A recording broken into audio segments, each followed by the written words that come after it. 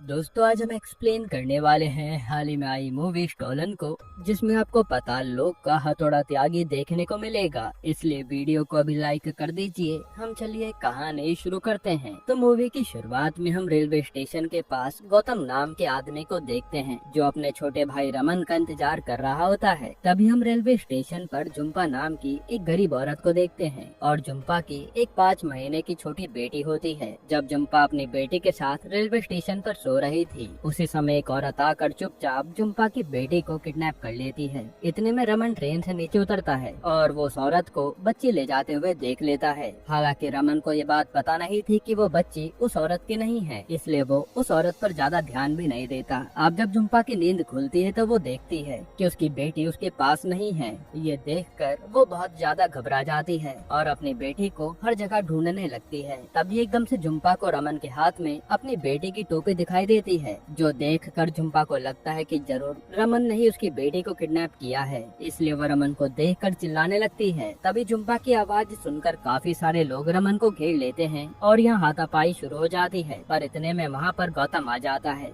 जो सभी लोगों से कहता है कि मेरे भाई ने बच्चा चोरी नहीं किया है। पर कोई भी उसकी बात मानने को तैयार नहीं था और इतने में गोपाल नाम का पुलिस वाला भी उधर आ जाता है। जिसके बाद रमन अपनी बेगुनाही साबित करने के लिए लोगों को स्टेशन के पास एक दुकान पर लेकर आता है और उस दुकानदार का नाम रोहित था। रोहित सभी से कहता है कि रमन कुछ देर पहले ट्रेन से उतरा है और उसने जुम्पा की बेटी को किडनैप नहीं किया। अब रोहित की बातें सुनने के बाद सभी लोग रमन को छोड़ देते हैं और गौतम वहाँ जुम्पा से कहता है कि मैंने एक औरत को तुम्हारी बेटी को ले जाते हुए देखा था। पर अभी भी जुम्पा अपनी बेटी के बारे में सोच कर परेशान थी। फिर गौतम रमन को रेलवे स्टेशन से ले जा रहा होता है। तभी गोपाल उन दोनों से कहता है कि जब तक पुलिस तुम्हारा बयान नहीं ले लेती तब तक तुम दोनों घर नहीं जा सकते। ये सुनकर गौतम काफी ज्यादा टेंशन में आ जाता है, क्योंकि आज गौतम के घर पर बहुत बड़ा फंक्शन था और उन दोनों को वो फंक्शन कैसे भी अटेंड करना था। दूसरी तरफ जुम्पा रोते हुए कॉल पर अपनी बहन से कह रही थी, अगर मुझे अपनी बेटी नहीं मिली तो मैं अपनी जान दे दूंगी। तब रमन जुम्पा की सारी बात सुन लेता है और उसे जुम्पा पर काफी दया आ रही थी। फिर रेलवे स्टेशन पर गौतम को उसकी पत्नी का कॉल आता है, जो कहती है कि तुम लोग घर कब आ रहे हो। इस पे गौतम कहता है कि तुम टेंशन मत लो, हमें थोड़ा समय लगेगा पर हम पहुंच जाएंगे। इतना कहने के बाद गौतम कॉल काट देता है। फिर जुम्पा रेलवे स्टेशन पर सभी लोगों से अपनी बेटी के बारे में पूछने लगती है और थोड़े टाइम बाद पंडित जी नाम का एक कांस्टेबल रमन और गौतम से बयान ले रहा होता है। तभी जुम्पा को रेलवे स्टेशन पर रोहित दिखाई देता है,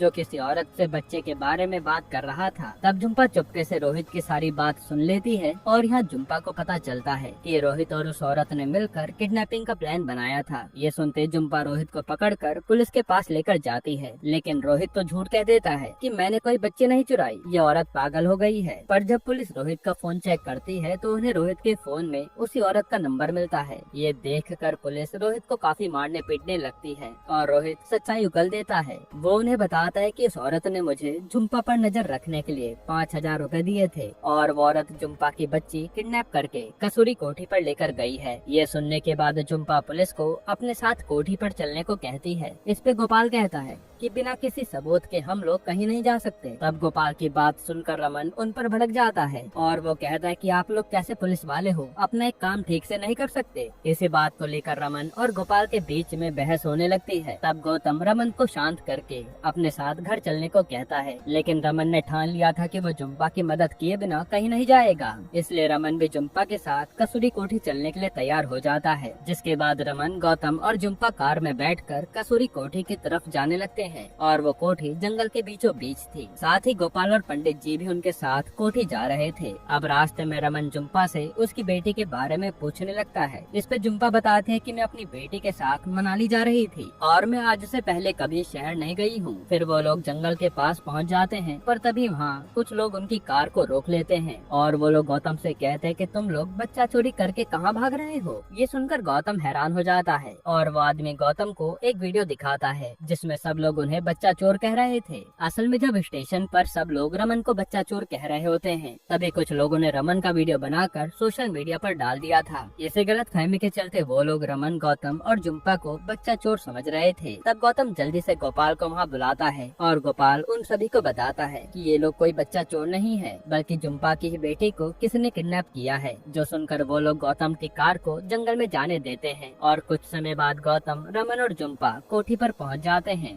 वहाँ ये लोग अंदर जाकर उस औरत को ढूंढने लगते हैं। दूसरी तरफ हम गौतम को देखते हैं जो कोठी के बाहर ही उनका इंतजार कर रहा होता है। यहाँ काफी ढूंढने के बाद उन्हें वो औरत कोठी में दिखाई देती है जो पुलिस को देखकर वहाँ से भागने लगती है और वो सभी उस औरत का पीछा कर रहे थे। लेकिन जैसे ही वो औरत गौतम के सामने से भाग रही होती है तभी गौतम उस औरत को रोकने के लिए उसके ऊपर लकड़ी फेंक कर मारता है, जिसकी वजह से वो औरत सीधा एक गड्ढे में जाकर गिरती है और इतनी ऊंचाई से गिरने के कारण उस औरत की वहीं मौत हो जाती है। इसके बाद गौतम बहुत डर जाता है और उसने कभी सोचा नहीं था कि उसके हाथों किसी का खून हो जाएगा। साथ ही गोपाल भी गौतम के ऊपर काफी चिल्लाता है क्योंकि उस औरत के जरिए ही जुम्पा की बेटी का पता लगाया जा सकता था। तब रमन उसे दिलासा देता है कि तुमने ये सब जानबूझकर नहीं किया है और तुम चिंता मत करो, मैं सब संभाल लूंगा। फिर वो लोग दोबारा से उस कोठी के अंदर जाते हैं और वहाँ जुम्पा को एक डायरी मिलती है जो जुम्पा चुपचाप अपने पास रख लेती है। इतने में गोपाल को अपने सीनियर ऑफिसर का कॉल आता है और वो गोपाल से कहते हैं कि जुम्पा गांव के एक जमींदार के पैसे चोरी करके भागी है, इसलिए तुम जुम्पा को जल्दी थाने ले आओ। ये सुनते गोपाल जुम्पा को पकड़ने जाता है लेकिन जुम्पा गोपाल से बचकर वहाँ से भाग जाती है। फिर गोपाल रमन और गौतम को आकर बताता है कि जुम्पा एक चोर है और ये सब जुम्पा की एक चाल थी। उसकी बातें सुनकर गौतम शॉक्ड हो जाता है, लेकिन उस औरत के मर्डर के जुर्म में पुलिस अभी भी गौतम को छोड़ने के लिए तैयार नहीं थी। फिर रमन कुछ पैसे लेकर पंडित जी के पास जाता है और कहता है कि सर मेरे भाई ने औरत को गलती से मारा है और आप ही हमारी मदद कर सकते हैं। तब पंडित जी उन पर तरस खाकर उन्हें वहाँ से जाने देते हैं। जिसके बाद रास्ते में जाते समय गौतम रमन से कहता है कि आज तुम्हारी वजह से मैं प्रॉब्लम में फंसने वाला था और तुम्हें जुम्पा के ऊपर भरोसा नहीं करना चाहिए था। इसमें रमन उसे कहता है कि जुम्पा कोई चोर नहीं है और जुम्पा हमारी कार में ही बैठी है। ये सुनते गौतम एकदम से कार रोक देता है और जबरदस्ती जुम्पा को अपने साथ उतारने लगता है। साथ ही गौतम रमन से कहता है कि तुम्हें इस चोरने को कार में बैठाना नहीं चाहिए था। तब रमन गौतम को समझाने की बहुत कोशिश करता है और जुम्पा भी गौतम से कहती है कि मैं कोई चोर नहीं हूँ और मुझे फंसाया जा रहा है, लेकिन गौतम उसकी बात सुनने को तैयार नहीं था। फिर रमन गौतम से कहता है कि मैं जुम्पा की मदद जरूर करूँगा और तुम्हें उस दिन दूसरे का दर्द पता चलेगा जिस दिन कोई तुम्हारा अपना तुमसे दूर जाएगा। और एक तरह से रमन ने ये दर्द सहा था। यहाँ हमें पता चलता है कि रमन एक लड़के से बहुत प्यार करता था पर एक एक्सीडेंट में उस लड़की की मौत हो गई थी, इसलिए रमन जुदाई का दर्द जानता था। तब गौतम भी रमन की बातों से बहुत इमोशनल हो जाता है और वो रमन के कहने पर जुम्पा की मदद के लिए मान जाता है। फिर जुम्पा उन्हें बताती है कि उस डायरी में अच्छे लाल नाम के एक आदमी का नाम लिखा है और अच्छे लाल रिहैब सेंटर नाम की एक जगह पर काम करता है, इसलिए वो लोग जल्दी से बंसोला नाम के गांव की तरफ जाने लगते हैं क्योंकि उसी गांव में रिहैब सेंटर था। फिर कुछ देर के सफर के बाद वो लोग गांव में पहुंच जाते हैं और उधर रमन कुछ लोगों से रिहैब सेंटर के बारे में पूछ रहा था पर वहाँ के लोग गौतम और रमन को देखकर काफी भड़क जाते हैं। यहाँ हमें पता चलता है कि उस गांव के लोगों ने भी वो बच्चा चोर वाला वीडियो देखा था और उन्हें भी बाकी लोगों की तरह गलतफहमी हो गई थी, इसलिए गौतम उन्हें समझाने की बहुत कोशिश करता है लेकिन वो लोग गौतम और रमन के साथ लड़ाई करने लगते हैं। इसलिए गौतम रमन और जुम्पा को वहाँ से अपनी जान बचाकर भागना पड़ता है। साथ ही वो लोग शाम को कॉल करके कहते हैं कि कुछ लोग हमें जान से मारना चाहते हैं और आप जल्दी से हमारे पास आ जाइए। इस पे वो उनसे कहता है कि तुम लोग डरो मत, मैं वहाँ आ जाऊंगा। जिसके बाद वो तीनों कार में बैठकर आगे जाने लगते हैं पर गांव के लोग भी उनका पीछा करना नहीं छोड़ रहे थे। तभी रमन को जुम्पा के हाथों में काफी सारे पैसे रखे हुए दिखाई देते हैं और रमन को जुम्पा के पास एक फोटो भी मिलती है जो कि मुंबई की होती है।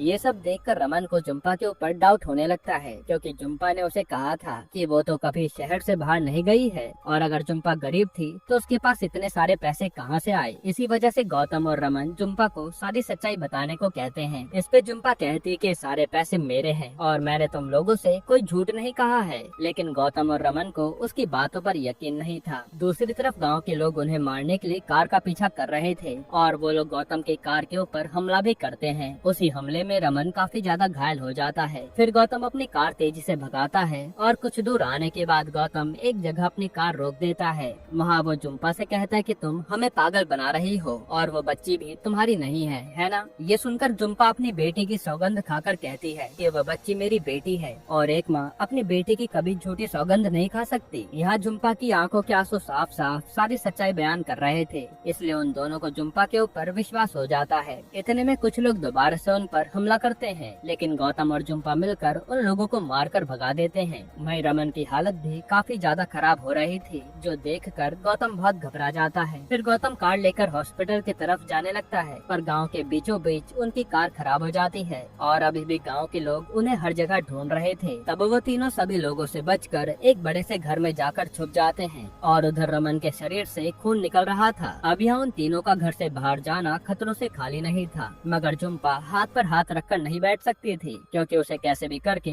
अपनी बेटी को ढूंढना था। इसलिए झुम्पा फैसला करती है कि वो अकेले बाहर जाकर रिहैब सेंटर का पता लगाएगी और वो अकेले ही चल देती है। वहीं गौतम देखता है कि रमन की हालत धीरे धीरे और खराब हो रही थी और गौतम अपनी आंखों के सामने अपने भाई को मरता हुआ नहीं देख सकता था। इसी वजह से वो भी डॉक्टर को बुलाने के लिए घर से बाहर चला जाता है। अब गौतम छुप छुप कर डॉक्टर को ढूंढ रहा था, पर उसी समय गांव के लोग गौतम को देख लेते हैं और वो लोग गौतम को पकड़कर बुरी तरह से मारने लगते हैं। फिर वो गौतम को पूरे गांव में घसीटते हुए ले जा रहे थे और गौतम चलने की भी हालत में नहीं था। यहाँ हम रमन को देखते हैं जिसके मुंह से खून निकल रहा होता है, पर रमन कैसे भी अपने पैरों पर खड़ा होकर घर से बाहर आता है और वो हर जगह पानी की तलाश करने लगता है। हालांकि रमन को अपनी प्यास बुझाने के लिए कहीं भी पानी नसीब नहीं हो रहा था। तभी पंडित जी आकर देखते हैं कि गांव के लोग गौतम को मार रहे हैं, तो पंडित जी उन्हें रोकने की बहुत कोशिश करते हैं, पर गांव के लोग पंडित जी की बात भी नहीं मान रहे थे। इसलिए पंडित जी जल्दी से बाकी ऑफिसर्स को बुलाते हैं और वो ऑफिसर्स मिलकर उन गाँव वालों को शांत करते हैं। फिर पुलिस गाँव वालों को बताती है कि गौतम कोई बच्चा चोर नहीं है। ये सुनकर गाँव वालों को खुद की हरकत पर शर्म आने लगती है, क्योंकि वो लोग बिना सच्चाई जाने गौतम को मार रहे थे। जिसके बाद गौतम जल्दी से पुलिस के साथ रमन के पास जाने लगता है, पर वहाँ घर में गौतम को रमन कहीं भी दिखाई नहीं देता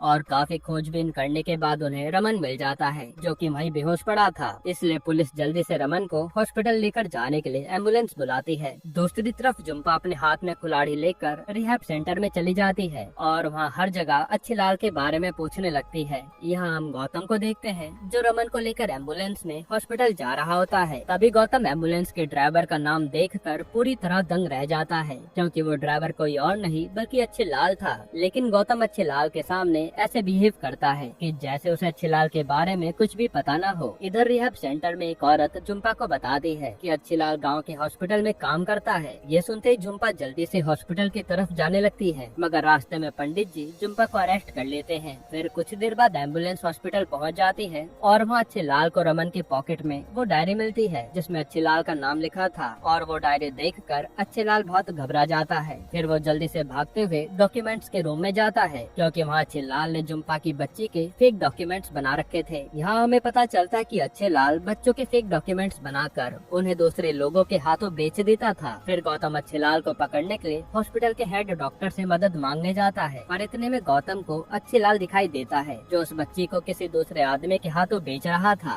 और अच्छे लाल के साथ हॉस्पिटल का मेन डॉक्टर भी मिला हुआ था। ये देखकर गौतम को काफी गुस्सा आता है और वो अच्छे लाल को जाकर रोकने लगता है। जिसके बाद पंडित जी यहाँ झुम्पा से पूछते हैं कि आखिर तुम्हारे पास इतने सारे पैसे कहाँ से आए और वो बच्ची क्या तुम्हारी है। इस पे झुम्पा उसे सच बताती है कि पहले मैं दयानंद नाम के आदमी के पास काम करती थी, लेकिन दयानंद की पत्नी को कोई बच्चा नहीं था, इसलिए उन लोगों ने बच्चा पाने के लिए मेरी मदद मांगी और मैंने हाँ कह दिया। मगर किस्मत से झुम्पा को एक के बदले दो दो बच्चे हो गए थे। तब झुम्पा ने अपना पहला बच्चा दयानंद को सौंप दिया और दयानंद ने उसे काफी सारे पैसे भी दिए। वहीं दूसरी बच्ची झुम्पा ने ही रख ली थी। फिर झुम्पा बता दी कि दूसरी बेटी को अच्छे लाल ने किडनैप किया है और झुम्पा ये सारी बातें बताकर इमोशनल हो गई थी। तब पंडित जी को भी उस पर दया आती है और वो झुम्पा की मदद करने का वादा करते हैं। यहाँ गौतम सभी लोगों को अच्छे लाल की असलियत के बारे में बता देता है और वो सबसे कहता है कि वो बच्ची अच्छे लाल ने चोरी की है। ये सुनकर सभी लोग अच्छे लाल को बहुत बुरी तरह मारने लगते हैं। तभी उधर पंडित जी और झुम्पा भी आ जाते हैं और इतनी सारी मुसीबत झेलने के बाद झुम्पा को आखिरकार उसकी बेटी मिल जाती है, जिससे उसे चैन की सांस आती है। यहाँ गौतम भी झुम्पा के लिए बहुत ज्यादा खुश होता है। वहीं रमन की हालत भी पहले से बेहतर हो गई थी और अब पंडित जी ने उस डॉक्टर और अच्छे लाल को अरेस्ट कर लिया था। यहीं पर ये मूवी खत्म होती है। दोस्तों, आपको ये मूवी कैसी लगी हमें कमेंट में जरूर बताइएगा और इसके अलावा आप कौन सी मूवी का एक्सप्लेनेशन चाहते हैं वो भी कमेंट कीजिएगा। बाकी अगर आपको हाल ही में आई एक कमाल की मूवी देखनी है तो आप ये वीडियो देख लीजिए।